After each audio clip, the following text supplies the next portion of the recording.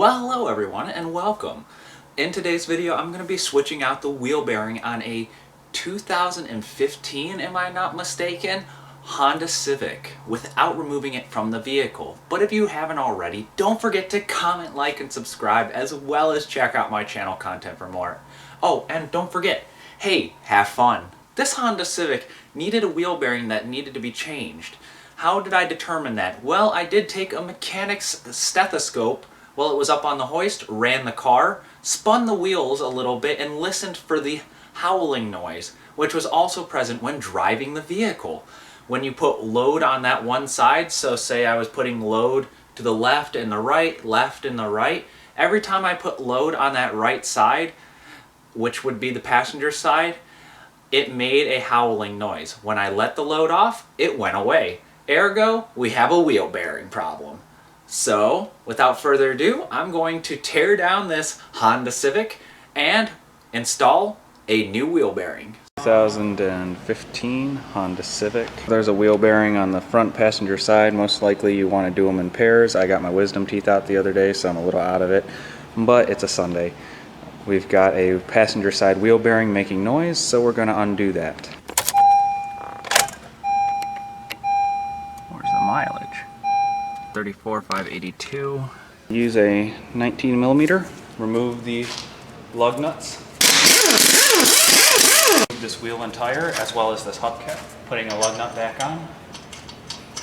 I'm going to give it a kick. And remove it from the vehicle. I'm going to turn the steering wheel over and pry out on this brake caliper, just giving me a little bit of movement so I can move the whole caliper assembly as one unit. I can use the rattle gun and loosen and remove.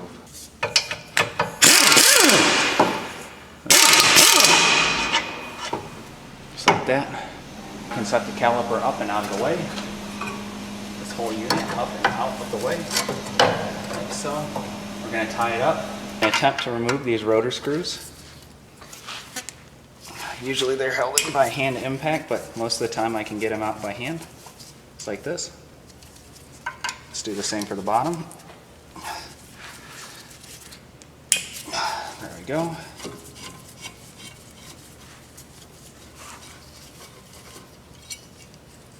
There are those. And then the rotor can come off, just like that. Now I can loosen and remove this axle nut, or loosen this axle nut. Using a 32 millimeter, I'm going to loosen and remove this peened axle nut. I may have to unpeen it, but let's see if my air gun can do it. Just like that, and it's free. Now we just got to make sure that this half shaft goes in and out, which is great. So I'll leave this on here for now. Use a 12 millimeter socket and remove this brake hose.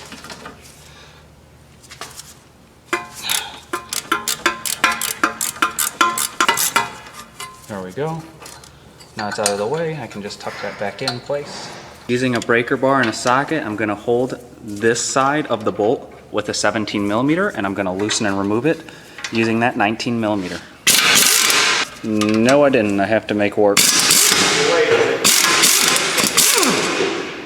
Alright, there's the bottom bolt.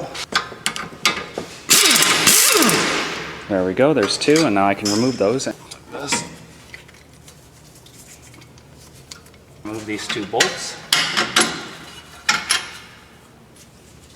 Loosen and remove this axle nut. Loosen and remove these clips holding the ABS wire in place. Just like that. There's one.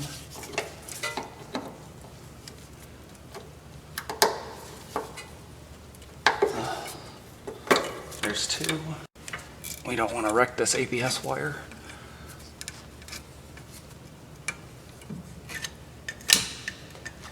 There's three. Now we can move this freely down and remove that axle. Okay, now I can push this up and out. Like that. Slide that out. Clearly shows a bad wheel bearing.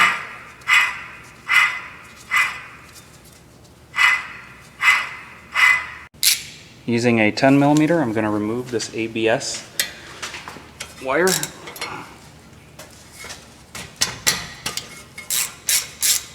Extracting it, hopefully not breaking the sensor. I'm going to remove this ABS speed sensor, carefully jostling it back and forth. I'm going to slowly start to pull up on the sensor itself so we don't break it. We don't want to force it out.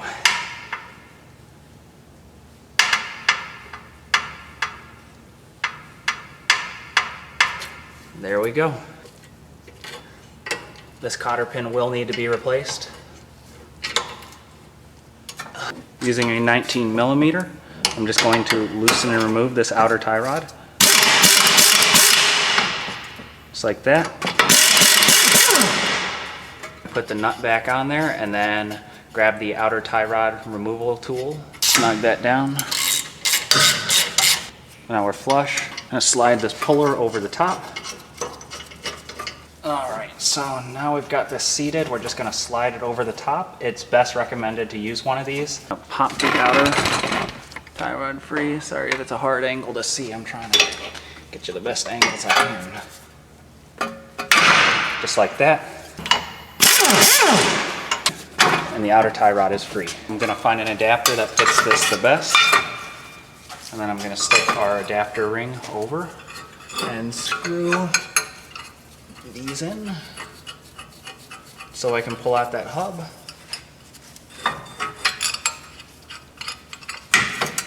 There we go. Now I stick the bolt through the center here. And I turn the whole knuckle over. And I find that nut right back here. And I can hold the back with a wrench and pull that hub out. Using a 1 1/6 on the back and 22 on the front, which is also like a 15/16. I'm going to remove this hub. Going the wrong way, obviously. I'm going to hold this.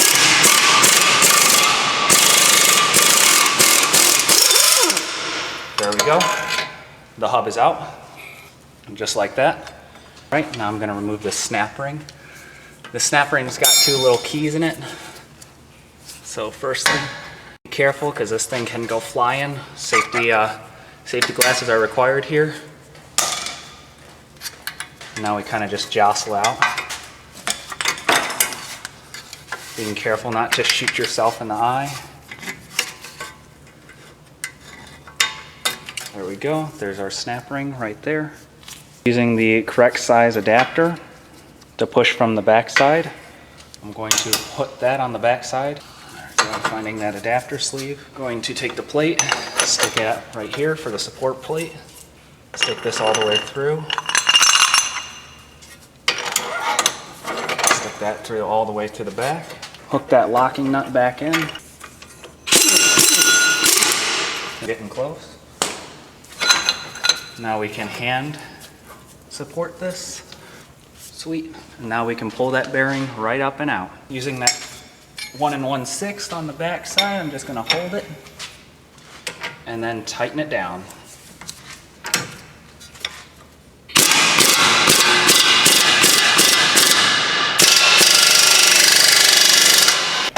So I'm going to slide you right there and hopefully you can kind of see what I'm doing.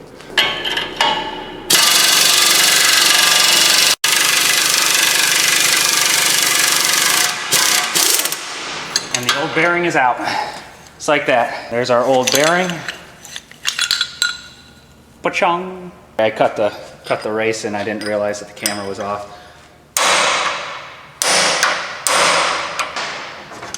I might have to go air hammer route for a second.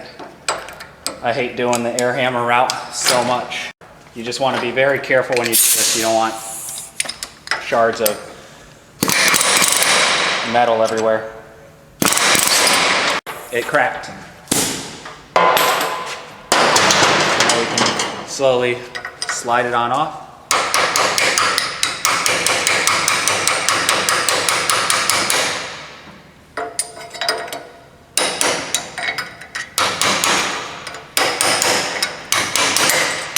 Just like that, and we can take a wire brush, kind of clean this where this little C-clip sits. Take a pick or a small flathead and clean that out. And I'm just gonna take a small flathead and kind of just scrape out the last of that loose rust. You can kind of see it coming up there.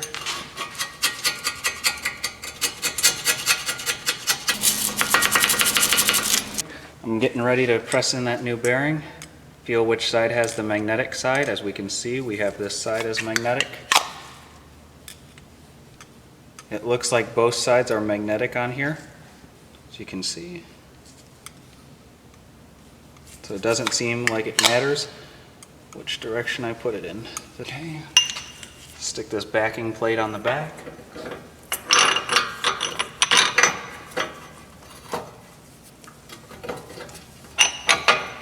As it gets pulled in. Okay, using that wrench on the back side, I'm going to start driving this bearing in.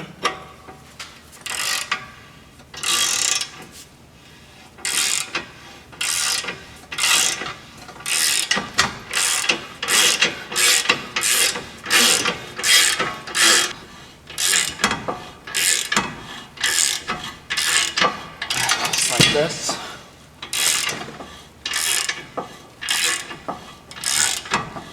We're going to bottom it all the way out.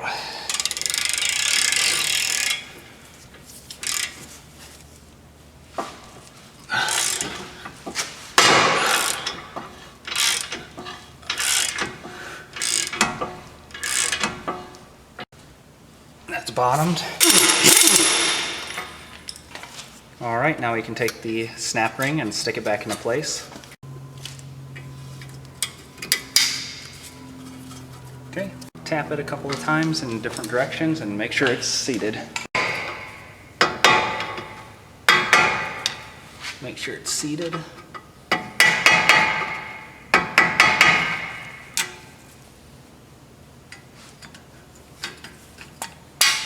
Soft pop.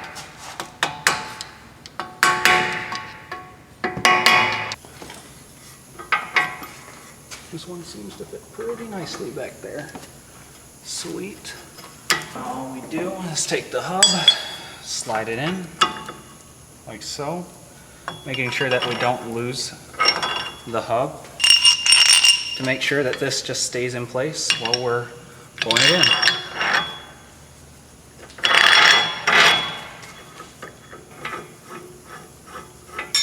Take my 1 1/6 on the back side, my ratchet on the front side, and start pulling it in.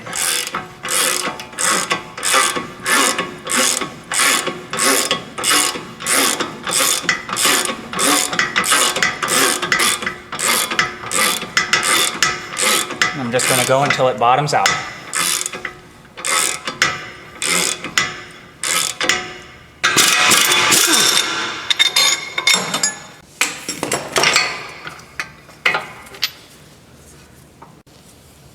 Nice and quiet. Now we can reassemble everything. Install this CV axle, which looks like it will have to be replaced sooner or later. I'm just going to slide that back into the splines.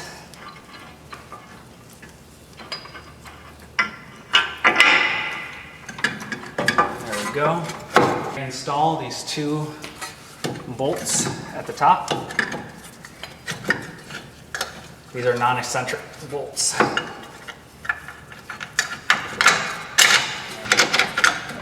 Put the outer tie rod in back in.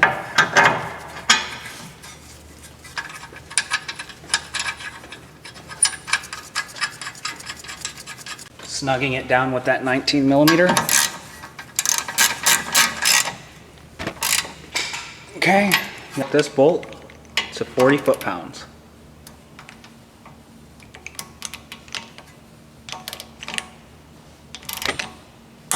Now I can stick this cotter pin in with the tab facing up, just like that. I'm just going to bend this little ear up and over, just like that. Kind of tap that into place. There we go. And then I like to snip off this end. Just like this. And that just keeps this cotter pin from coming off. Going to reinstall the two 19mm nuts and then torque those down to specification.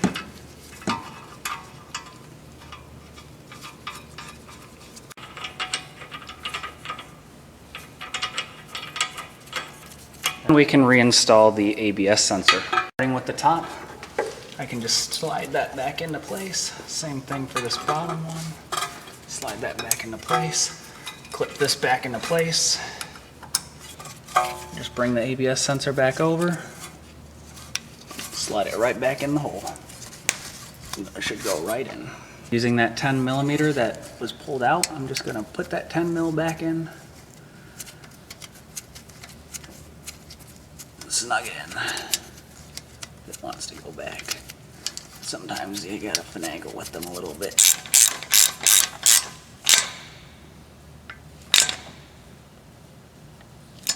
For these strut mount bolts, I'm gonna tighten those.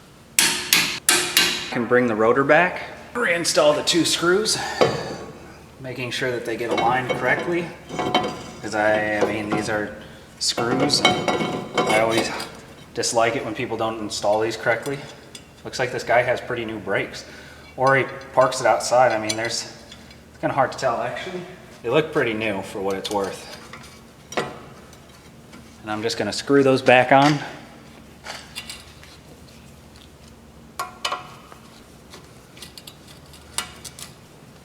I'm gonna reinstall the caliper bracket, which I took apart for some reason. Slide that back in. Reinstall those two 17mm bolts holding it in place. Do the same for the bottom. Reinstall that one too. And we can snug those up. Just gonna snug those 17mm up. These bracket bolts are gonna be torqued to 85 foot-pounds. You can reinstall the inner brake pad. Install the outer brake pad. Just like that. Return the caliper back to its normal position, making sure that this brake hose is not crinked. Then I'm going to install the upper bolt preliminarily.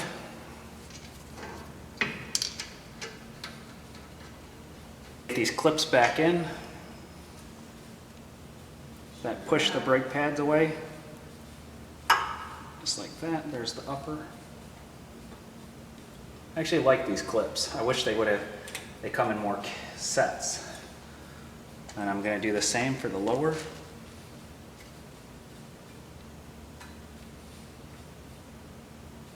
Then reinstall the lower screw.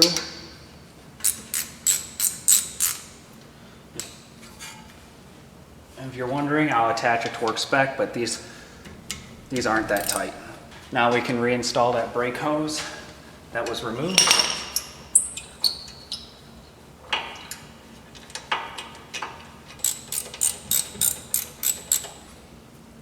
Take a couple of these lug studs or lug nuts and put them in place so I can tighten this axle nut to 134 foot-pounds.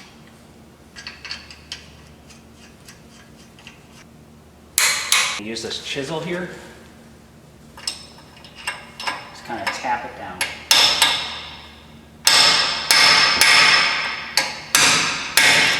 Just like that. Peened. Oops. Peened. I can reinstall the wheel and tire.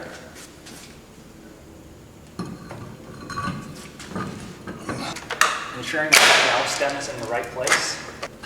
Is it NASCAR at Richmond this weekend? I don't know.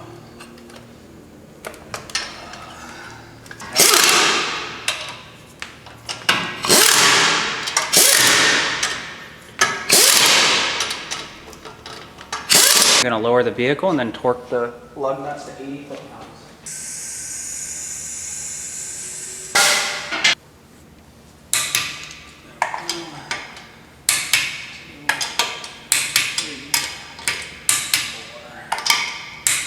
How is that, folks? It's not a difficult process to get apart a wheel bearing assembly and change it while on the vehicle. Probably the hardest things of everything would be getting the half shaft out, the axle nut free, or even that snap ring. But I don't know why that snap ring would be stuck. Overall, it was a very straightforward and simple process, and I feel like if I wasn't filming, because I went through and put the whole film together, it was only about 2 hours long, so it was not a very long process in entirety. Yes, I was working on other cars in the process, and I was filming this, but it was a really simple thing to do, pretty much just intimidating, I feel like, for many. But, I mean, you know, sometimes it's not for everyone.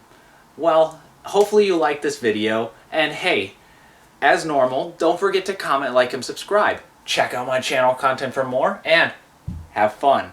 Also, just a little update, my videos are a little here and there, only because, you know, I'm at school still, and I've been working constantly on the 5 classes that I am taking at the university. Well, I can talk more about that, but hey, I'm not gonna.